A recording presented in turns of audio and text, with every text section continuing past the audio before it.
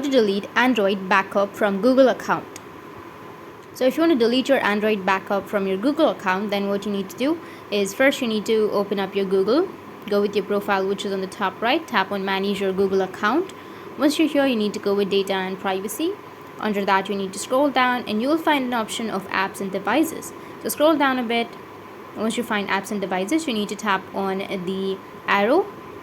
And once you're here, you need to scroll down a bit and you'll find Android backups, which is right here. So if you want to delete the backup, then you just need to simply tap on the backup Android backup section and you will have delete backup data. So you need to select the device and then delete your backup data. Or you may also have manage backups. You need to tap on it and here you will have delete all data. You can go and delete all of your data. That's it, and if you have any questions, feel free to comment below. Thanks for watching.